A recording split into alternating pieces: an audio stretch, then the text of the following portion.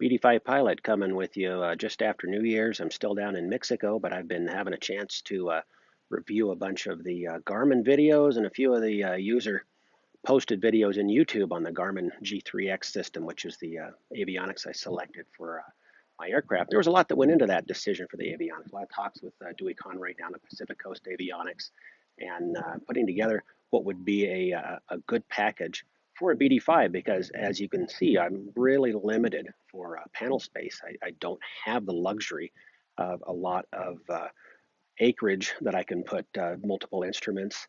And when I started looking at some of the competition, the ability to have all of the engine, all of the navigation, all of the primary flight all in one display versus having to have additional gauges or other electronic gauges, which I really just don't have the room for on that panel. And so the Garmin G3X ended up being a good choice and adding the remote avionics. So I've got the remote GTR20, which is the remote comm unit. The transponder I picked was a GTX 45R. Now the reason I selected that, and I was at Conroy's insistence that I really consider having the full ADS-B versus the GTX 35, which doesn't get it meets the compliance, but it doesn't give you back the features, whereas the GTX 45 allows me to display the weather and all the other features that ADS-B allows you to have on your avionics.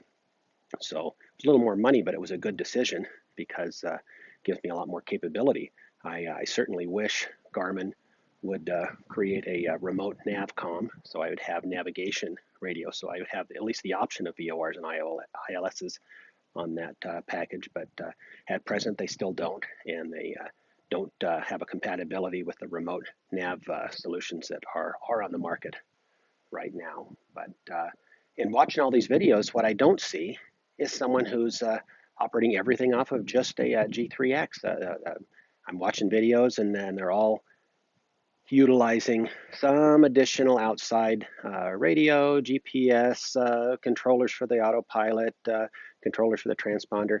And what I'm excited about being able to put together is a video where I'm showing flying the aircraft utilizing that single G3X and having control of all of my parameters in flight, being able to change transponder code, being able to control my autopilot, tune my radios, set my flight plan up, even with a Jeppesen nav database in that G3X, I would have the ability to even load up approaches and at least in better weather, be able to be on an IFR flight plan and utilize that system with this small aircraft. So looking forward to getting that all hooked up and then getting out there and doing some actual flying where I'm videotaping the capabilities that this avionics has. I mean, this little BD5 is going to basically have all the capabilities of the G1000 equipped aircraft I've been flying for hundreds of hours. And other than having that VOR ILS capability,